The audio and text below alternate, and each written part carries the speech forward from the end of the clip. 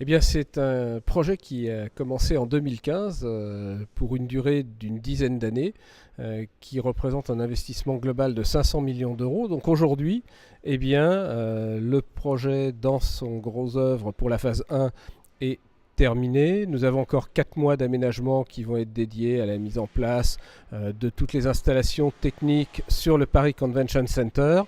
Et les travaux ne se terminent jamais puisque nous attendons pour la phase 2 qui va être constituée de la démolition de 2 halls, de la reconstruction d'un hall beaucoup plus grand et de 2 hôtels, un Mama Shelter et un Novotel, les travaux devant démarrer à la mi-2017, donc juste après l'été, pour s'achever en 2019. Alors nous aurons ensuite une troisième phase de travaux qui commencera à partir de 2019 et qui sera la dernière phase correspondant à la démolition des halls 2 et 3 du parc d'exposition et à sa reconstruction, ce bâtiment étant réalisé par l'architecte Christian de Porzenpark. Alors, cette phase 1 était la plus délicate puisqu'elle consistait à faire toute l'allée centrale